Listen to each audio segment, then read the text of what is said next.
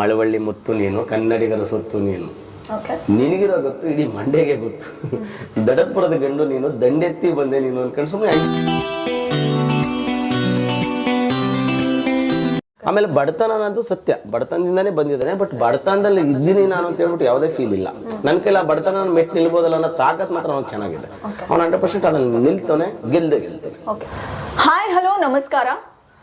ಗಿಲ್ಲಿ ಗೆಲ್ಲಬೇಕು ಅನ್ನುವಂಥದ್ದು ಅವರ ಕುಟುಂಬಸ್ಥರು, ಅವರ ಅಭಿಮಾನಿಗಳು, ಅವರ ಆತ್ಮೀಯರ ಕನಸು ಅಷ್ಟೇ ಅಲ್ಲ, ಇಡೀ ಕರ್ನಾಟಕದ ಕನಸು. ಕಿಚ್ಚನ ಪಂಚಾಯಿತಿಯನ್ನು ನೀವೆಲ್ಲರೂ ನೋಡಿರ್ತೀರಿ. ಗಿಲ್ಲಿ ನೀವು ಗೆಲ್ಲಿ ಅಂತ ಮನಸಾರೆ ಬಾದ್ಶಾ ಕಿಚ್ಚ ಸುದೀಪ್ ಅವರು ಕೂಡ ಅಭಿನಯಿಸಿದ್ದಾರೆ. ಸೊ ಗೆಳೆಯ ಗೆಲ್ಲಬೇಕು ಅನ್ನುವಂಥದ್ದು ಈಗ ನನ್ನ ಪಕ್ಕದಲ್ಲಿ ಕೂತಿರ್ತಕ್ಕಂಥ ಒಬ್ಬ ನಿರ್ದೇಶಕರ ಕನಸು. ಗಿಲ್ಲಿಯ ಶಾರ್ಟ್ ಫಿಲ್ಮ್ಗಳಲ್ಲಿ ರೈಟರ್ ಆಗಿ ಕೆಲಸ ಮಾಡಿದವರು ಇವರು. ಅವರ ಹೆಸರು ಸೂರ್ಯವಂಶಿ ಅಂತ. ಸೊ ಗಿಲ್ಲಿಯ ಆತ್ಮೀಯರು ಈಗ ನನ್ನ ಜೊತೆಗಿದ್ದಾರೆ.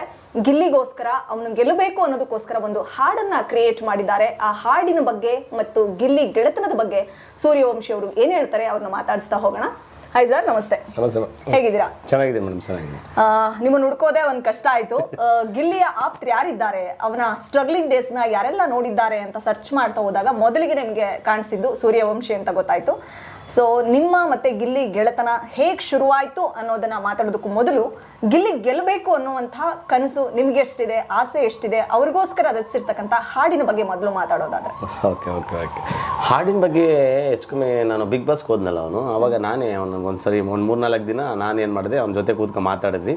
ಒಂದು ಸ್ವಲ್ಪ ಸೀರಿಯಸ್ ಎಲ್ಲ ನೋಡಿದ್ವಿ. ಫಸ್ಟ್ ಸೆಕೆಂಡಿಂದ ಲಾಸ್ಟ್ 11 ಸೀರಿಯಸ್ ಗಂಟ ನೋಡಿದ್ವಿ. ಏನೇನು ಚೇಂಜ್ ಓವರ್ ಇರುತ್ತೆ, ಏನೇನು ಮಾಡ್ಬೋದು ಅಂತ ಸ್ವಲ್ಪ ಪ್ಲಾನ್ಗಳಿದ್ದು ನಡೀತಾ ಇದ್ವು. ಜೊತೆಗೆ ಅವನು ಬಿಗ್ ಬಾಸ್ಗೆ ಹೋದ್ರೆ ಹೆಚ್ಚು ಕಮ್ಮಿ 120 ಡೇಸ್ ಏನಾಗುತ್ತೆ ಅನ್ಸುತ್ತಲ್ಲ ಅದು. ಆ 120 ಡೇಸಲ್ಲಿ ಇವನು ಮಿಸ್ ಮಾಡ್ಕೊಂಡಿದ್ದೆ ನಾನು. ಈಗ ಹ್ಯಾಪಿ ನ್ಯೂ ಇಯರ್ಗೆ ಏನು ಪ್ರೆಸೆಂಟೇಷನ್ ಕೊಡೋದು, ಅವ್ನಿಗೆ ಮಿಸ್ ಆಗ್ಬಿಟ್ಟಿದ್ದೀನಲ್ಲ ಅಂತ ಹೇಳ್ಬಿಟ್ಟು ಅವನಿಗೆ ಲೈಫ್ ಲಾಂಗ್ ಮೆಮೊರೇಬಲ್ ಆಗಿರಬೇಕು, ಆ ಥರದೊಂದು ಪ್ರೆಸೆಂಟೇಷನ್ ಕೊಡೋಣ ಅಂತ ಅನ್ಕೊಂಡಿದ್ದೆ. ನಾನು ಏನು ಕೊಟ್ಟರು ಅದು ಸ್ನೇಹಿತ ಪರವಾಗಿ ಅದು ಕಡಿಮೆನೇ. ಆವಾಗ ಒಂದು ತಾಟಲ್ಲಿ ಕೂತ್ಕೊಂಡು ಅವ್ರ ಊರವ್ರು ಒಬ್ಬರು ಫೋನ್ ಮಾಡೋದು ನನಗೆ, ದಿನೇಶ್ ಅಂತ, ಗಿಲ್ಲಿ ಕಾರ್ನ ಡ್ರೈವಿಂಗ್ ಮಾಡ್ತಾ ಇರ್ತಾರೆ ಅವ್ರು.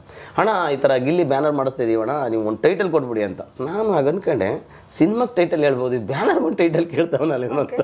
ಸರಿ ಥಿಂಕ್ ಮಾಡ್ಬಿಟ್ಟು ನಾನು ಒಂದೇನು ಯಾವುದೋ ಟೆನ್ಷನಲ್ಲಿ ಇದ್ದೆ. ಅದಾದಮೇಲೆ ಒಂದು ಕೆಲಸ ಮಾಡ್ರೋ, ಗೆದ್ದು ಬಾ ಗಿಲ್ಲಿ ಅಂತ ಹಾಕೊಡ್ರೋ ಅಂತ ಹೇಳ್ಬಿಟ್ಟು ಗೆದ್ದು ಬಾ ಗಿಲ್ಲಿ ಅಂತೇಳಿ ಹೇಳಿದೆ. ಅವರೆಲ್ಲ ಬ್ಯಾನರ್ನೆಲ್ಲ ಟೈಪ್ ಮಾಡಿಸ್ಬಿಟ್ಟು ಕಳಿಸಿದ್ರು. ಆಮೇಲೆ ಅಷ್ಟೊತ್ತಿಗೆ ನಮ್ಮ ಪ್ರವೀಣ್ ಶಾಂತವೀರು ಅಂತೇಳಿ ಒಬ್ಬರು ಮ್ಯೂಸಿಕ್ ಡೈರೆಕ್ಟರ್ ಇದ್ದಾರೆ, ಅವ್ರು ಬಂದರು. ಹಿಂಗಿದೆ ಸರ್ ಅಂತ ಹೇಳ್ಬಿಟ್ಟು ಅವ್ರಿಗೆ ತೋರಿಸ್ತೇನೆ, ನೋಡಿ ಹುಡುಗರೆಲ್ಲ ಈ ಥರ ಬ್ಯಾನರ್ ಮಾಡಿಸ್ತಿದ್ರಿ, ಒಂದು ಟೈಟಲ್ ಕೇಳಿದ್ರು ಸರ್ ಹಂಗೆ ಅಂತ. ಸರ್ ಗೆದ್ದು ಬಾ ಟೈಟಲು ಸಖತ್ತಾಗಿದೆ ಸರ್, ಇದ್ರ ಮೇಲೆ ಒಂದು ಸಾಂಗ್ ಬರೆದ್ಬಿಡಿ ಅಂದರು. ನನಗೆ ಎಲ್ರಿ ಸಾಂಗ್ ಬರೋಕ್ಕೆ ಬರುತ್ತೆ ಅಂತಂದೆ. ಆಮೇಲೆ ಇದ್ಕೊಂಡು ಸರ್ ನೀವು ರೈಟ್ರು ಎಲ್ಲ ನಿಮ್ಮ ಕೈಲಿ ಆಗುತ್ತೆ ಬರೀರಿ ಅಂದರು.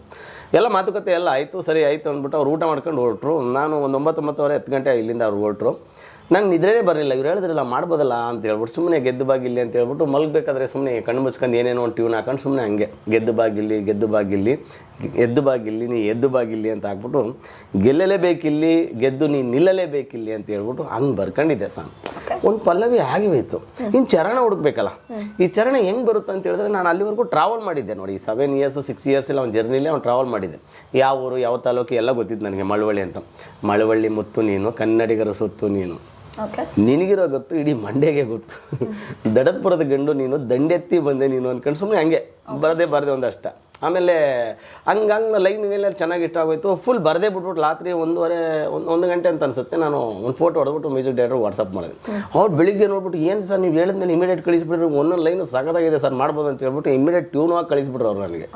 ಸರಿ ಆಯಿತು ಅಂತ ಹೇಳ್ಬಿಟ್ಟು ನಾನು ಓಕೆ ಅಂತ ಹೇಳ್ಬಿಟ್ಟು ಆ ಸಾಂಗ್ ರೆಡಿ ಆಯಿತು. ಸಾಂಗ್ ರೆಡಿ ಆದಮೇಲೆ ಇದನ್ನೊಂದು ಬೇರೆ ರೀತಿ ಪ್ರೆಸೆಂಟೇಷನ್ ಮಾಡಬೇಕಲ್ಲ ಅಂತ ಹೇಳ್ಬಿಟ್ಟು ಕಾದೆ. ಅಷ್ಟೊತ್ತಿಗೆ ಆ ಸಾಂಗ್ ರೆಡಿ ಅಷ್ಟರಲ್ಲಿ ಕ್ರಿಸ್ಮಸ್ ಬಂದ್ಬಿಡ್ತು.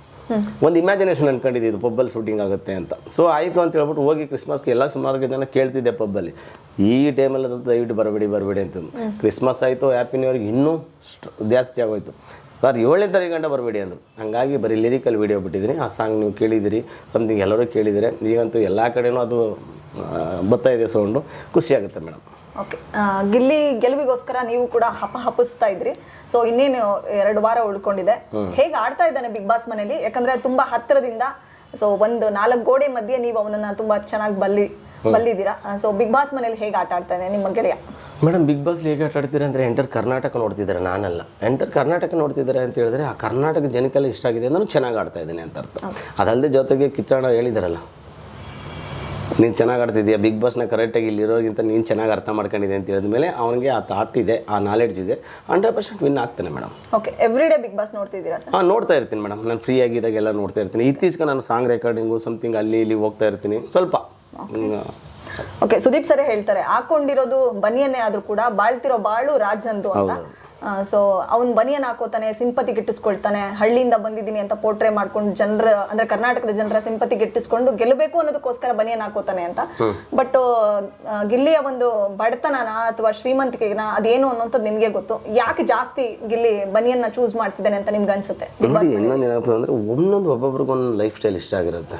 ಅವ್ನು ಯಾವತ್ತೂ ನಾನು ಬಿಗ್ ಬಾಸ್ ಇದ್ದೀನಿ, ನಾನು ಆರ್ಟಿಸ್ಟ್ ಆಗಿದ್ದೀನಿ, ನಾನು ಲೈಫ್ ಸ್ಟೈಲ್ ಚೇಂಜ್ ಮಾಡ್ಕೋಬೇಕು, ರಿಚ್ ಆಗಿ ಕಾಣಬೇಕು, ಇದು ಯಾವುದೂ ಇಲ್ಲ ಮೇಡಮ್. ನಾನು ಅನ್ಕೊಂಡಿರೋ ಪ್ರಕಾರ ಹೋದ್ಸರಿ ಹನುಮಂತ ಇದ್ರು, ಅವ್ರ ಬ್ರ್ಯಾಂಡ್ ಏನಾಗಿತ್ತು ಪಂಚೆ, ಇವ್ರ ಬ್ರ್ಯಾಂಡ್ ಏನಾಗಿದೆ ಬನೀನ್. ಸೊ ನಾನು ಏನಕ್ಕೆ ಹೇಳ್ತೀನಿ ಅಂದರೆ ಗಿಲ್ಲಿಗೆ ನಾನು ಬಂದಿದ್ದೀನಿ, ನಾನು ಸ್ಟಾರ್ ಆಗಿದ್ದೀನಿ, ಇದು ಯಾವುದಿಲ್ಲ ಮೇಡಮ್. ಅವ್ನು ನ್ಯಾಚುರಲ್ ನಟ, ಅವ್ನು ಹೆಂಗೆ ಬೇಕು ಹಂಗಿರ್ತಾನೆ.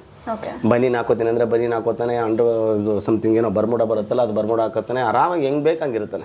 ಅದ್ರ ಬಗ್ಗೆ ತಲೆ ಕೆಡ್ಸ್ಕೊಳ್ಳಿಲ್ಲ. ಬಟ್ ಇನ್ನೊಂದು ಏನಾಗುತ್ತೆ ಅಂತ ಹೇಳಿದ್ರೆ ಯಾರ್ಯಾರು ಏನೇನು ಕಂಫರ್ಟೇಬಲೋ ಅದನ್ನು ಯೂಸ್ ಮಾಡ್ಕೋತಾರೆ.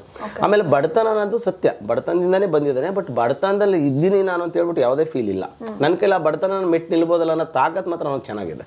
ಅವ್ನು 100% ಅದನ್ನು ನಿಲ್ತಾನೆ, ಗೆಲ್ತಾನೆ. ಓಕೆ, ಗಿಲ್ಲಿ ಮೇಲಿರ್ತಕ್ಕಂಥ ಕಂಪ್ಲೇಂಟ್ಸ್ ಅಂದ್ರೆ ಅಲ್ಲಿನ ಸ್ಪರ್ಧಿಗಳು ಅಂದ್ರೆ ಬರೀ ಕೆಳಗಡೆ ಹಾಕಿ ಮಾತಾಡ್ತಾನೆ, ಕೀಳಾಗಿ ನೋಡ್ತಾನೆ, ಒಬ್ಬರನ್ನ ಕೆಳಗಿಟ್ಟು ಮಾತಾಡಿ ಇವನು ಹೈಲೈಟ್ ಆಗೋದಕ್ಕೆ, ಇವನು ಹೀರೋ ಆಗೋದಕ್ಕೆ ನೋಡ್ತಾನೆ ಅಂತ ಅಶ್ವಿನಿ ಅವರಿಂದ ಹಿಡಿದು ಧ್ರುವಂತ್ ಅವರಿಂದ ಹಿಡಿದು ತುಂಬಾ ಜನ ಕಂಪ್ಲೇಂಟ್ ಮಾಡ್ತಾರೆ. ನಿಮ್ಗೆ ಏನ್ ಅನ್ಸುತ್ತೆ? ಆತ ಮಾಡುವಂತ ಕಾಮಿಡಿ ಬೇರೆಯವ್ರನ್ನ ಕೆಳಗಿಟ್ಟು ನೋಡೋ ತರ ಇರುತ್ತಾ ಅಥವಾ ಬರೀ ಮನರಂಜನೆಗೋಸ್ಕರ ಆ ತರ ಮಾಡ್ತಿದ್ದಾರೆ ಅಂತ? ಇಲ್ಲ ಮೇಡಮ್, ನಾನು ಹೇಳ್ತಿರೋದು ಬಿಗ್ ಬಾಸ್ ಎಲ್ಲ ಕಂಪ್ಲೀಟ್ ಸಹಜ. ಯಾಕಂದ್ರೆ ಅಲ್ಲಿರೋಂಥದ್ದು ಯಾರು ಇರ್ತಾರೋ ಸ್ಪರ್ಧಿಗಳಲ್ಲಿ ಆ ಮನಸ್ಥಿತಿಗಳು ಬರೋದು ಖಂಡಿತ. ಇವ್ನು ಟಾಪ್ಗೆ ಹೋಗ್ತಾನೆ ಅಥವಾ ಇವ್ನು ಚೆನ್ನಾಗಿ ಮಾತಾಡ್ತಾನೆ, ನಮ್ಗೆ ಆ ಥರ ಕಾಮಿಡಿ ಮಾಡಕ್ಕೆ ಬರಲ್ಲ. ಯಾಕಂದ್ರೆ ಗಿಲ್ಲಿ ನಟ ಸ್ಪಾಟ್ ಕ್ರಿಯೇಟರ್, ಸ್ಪಾಟ್ ಕ್ರಿಯೇಟರ್. ನೋಡಿ ನೀವು ಅವ್ನು ಕೌಂಟ್ರ್ ಕೊಡೋದೇ ಯೋಚನೆ ಮಾಡ್ಬಿಟ್ಟು ಗಿವ್ನು ಕೊಡಲ್ಲ, ಇಮಿಡಿಯೇಟ್ ಕೊಟ್ಟರೆ ರಪ್ ಅಂತ ಕೊಟ್ಬಿಡ್ತಾನೆ. ಯಾಕಂದ್ರೆ ಆ ಕ್ರಿಯೇಟಿವಿಟಿ ಮತ್ತು ಆ ಟ್ಯಾಲೆಂಟ್ ಇಲ್ಲ ಅಂತ ಹೇಳಿದ್ರೆ ಆ ಲೆವೆಲ್ಗೆ ರೀಚ್ ಆಗಕ್ಕೆ ಸಾಧ್ಯನೇ ಇಲ್ಲ. ಅದು ನಾನು 7 ವರ್ಷದಿಂದ ನೋಡಿದ್ದೀನಿ ಅವನ್ನ. ಯಾಕಂತ ಹೇಳಿದ್ರೆ ಇನ್ನೊಂದು ನಾವು ಡೈಲಾಗ್ ಬರೀಬೇಕಾದಾಗ ಅಥವಾ ನಾವು ಯೋಚನೆ ಮಾಡಬೇಕಾದಾಗ ಆ ತಾಟಲ್ಲಿ ಯೋಚನೆ ಮಾಡ್ತಾ ಇದ್ವಿ, ಆ ಖುಷಿ ಆಗುತ್ತೆ. ಈಗ ಅವನದೇ ನೀವು ಒಂದು ಫೇಸ್ಬುಕ್ ಓಪನ್ ಮಾಡಿ ಅಥವಾ ಇನ್ಸ್ಟಾಗ್ರಾಮ್ ಓಪನ್ ಮಾಡಿ ಎಲ್ಲ ಕಡೆನೂ ಅದೇ ಅವ್ನು ಪಂಚಿಂಗ್ ಡೈಲಾಗೆ ಬರ್ತದೆ. ಅದನ್ನೆಲ್ಲ ಏನಾದ್ರು ಪ್ರಿಪ್ರೇಷನ್ ಮಾಡ್ಕೊಂಡು ಹೇಳ್ತಾನೆ, ಆನ್ ಸ್ಪಾಟ್ ಹೇಳ್ತಾನೆ ಅಂದರೆ ಆನ್ ಸ್ಪಾಟ್ ಕ್ರಿಯೇಟರ್ಸ್ ಅವನು. ಹಂಗಾಗಿ ಆ ಟ್ಯಾಲೆಂಟ್ ಇರೋದಕ್ಕೆ ಆ ಲೆವೆಲ್ ರೀಚ್ ಆಗಿದ್ದಾನೆ. ಓಕೆ, ಬಿಗ್ ಬಾಸ್ ಮನೇಲಿ 2 ಹಾಡುಗಳನ್ನ ನನ್ಗೆ ಗೊತ್ತಿರೋ ಪ್ರಕಾರ 2 ಹಾಡುಗಳು ಇಟ್ಟಾಗಿದೆ. ರೀಸೆಂಟ್ ಆಗಿ ದೊಡ್ಡವ ದೋಸೆ ಕೂಡ ಅದು ಓಕೆ. ಅದಕ್ಕಿಂತ ನಂಗೆ ತುಂಬಾ ಇಷ್ಟ ಆಗಿತ್ತು ಅಂದ್ರೆ ಇಲ್ಲೇ ಇದ್ರೆ ಆನಂದ, ಹೊರಗಡೆ ಹೋದ್ರೆ ಗೋವಿಂದ ಅಂತ. ಅದನ್ನ ಕೇಳಿದ್ರೆ ಸರ್ ಹೇಗೆ ಅನಿಸ್ತು ಆ ಹಾಡು? ಮೇಡಮ್ ನಾನು ಅದೇ ಹೇಳಿದೆ, ನನಗೆ ಸ್ಪಾಟ್ ಕ್ರಿಯೇಟರ್ಸ್ ಅಂತ ನೀವು ನಂಬ್ತಿರ ಬಿಡ್ತಿರೋ. ಅವ್ನು ಮಲ್ಕಾಡ್ತಾನಲ್ಲ, ಅವ್ನು ಮಲ್ಕೊಂಡಾಗ ಕಣ್ಣು ಮುಚ್ಕೊಂಡಿರ್ತಾನೆ, ಇಲ್ಲಿ ಕೆಲಸ ಚೆನ್ನಾಗಿ ಮಾಡ್ತಾ ಇರ್ತಾನೆ. ಅಲ್ಲೇ ಟ್ಯೂನು ಹಾಕಿ ಅಲ್ಲೇ ಲಿರಿಕು ಬರ್ದುಬಿಟ್ಟು ಪಟ್ ಅಂತ ಹೇಳ್ಬಿಡ್ತಾನೆ ಅವನು. ಸೊ ಆ ಥರ. ಆಮೇಲೆ ನೆಕ್ಸ್ಟ್ ಇದಕ್ಕಿನ್ನೂ ಇನ್ನೊಂದಾಗಿತ್ತು ನೋಡಿ, ನಾಯಿ ಹೊಡೆಯಕ್ಕೆ ಬೇಕು ಒಂದು ಕೋಲು, ಬೆಳಿಗ್ಗೆ ಎದ್ದು ಕುಡಿಯೋಬೇಕು ಎಮ್ಮೆ ಅಲ್ಲ ಅಂತ. ಸೊ ಅದು ಹಂಗೆ ಹೌದೌದು, ರಘುವಣ್ಣನಿಗೋಸ್ಕರ. ಸೊ ಎಲ್ಲರಿಗೂ ಹಂಗೆ. ಬಟ್ ಆಮೇಲೆ ನೀವು ಯಾರಿಗೆ ಮನಸ್ಸಿಗೆ ಬೇಜಾರು ಮಾಡಿ ಆನ್ ಸ್ಪಾಟ್ ಏನಾದ್ರು ಗಲಾಟೆ ಆದರೂ ಮಲ್ಕೊಳ್ಳೋ ಟೈಮಲ್ಲಿ ಹೋಗಿ ಮಲಗಿರೋ ಜಾಕ್ ಹೋಗಿ ಕ್ಷಮೆ ಕೇಳ್ತಾನೆ, ಅದನ್ನು ನೀವು ನೋಡಿದ್ರಿ, ದಯವಿಟ್ಟು ಕ್ಷಮಿಸಿ ಅಂತ. ಆ ಮನಸ್ಥಿತಿ ಉಳ್ಳವನು ಅವನು. ಆ ಥರ ಏನು ಮಾಡೋಕ್ಕೆ. ಆಮೇಲೆ ಬಿಗ್ ಬಾಸ್ ಮೈಂಡ್ ಗೇಮ್ ಅಲ್ಲ ಅದು.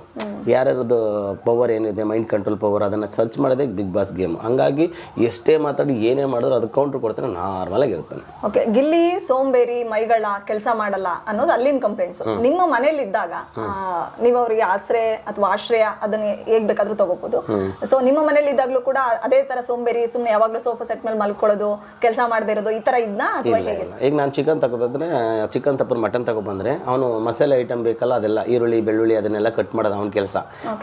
ಮಟನ್ ಗಿಟನ್ ಎಲ್ಲ ತೊಳೆದ್ಬಿಟ್ಟು ನಾನು ಪ್ರಿಪ್ರೇಷನ್ ಮಾಡೋದು ನನ್ನ ಕೆಲಸ. ಏನೇ ಕೆಲಸ ಇದ್ರು ಇಬ್ರು ಡಿವೈಡ್ ಮಾಡ್ಕೊತಾ ಇದ್ವಿ. ಬಟ್ ಮುದ್ದೆ ಮಾಡೋಕ್ಕಂತೂ ಬರ್ತಾ ಇರಲಿಲ್ಲ ಅವನಿಗೆ. ಹಂಗಾಗಿ ಮುದ್ದೆ ಮಾತ್ರ ನಾನು, ಸರ್ ನಮ್ಗೆ ಬರಲ್ಲ, ಅದು ಗುಂಡು ಮಾಡೋದು ನನಗೆ ಬರಲ್ಲ ಸರ್, ನೀವೇ ಮಾಡಿ.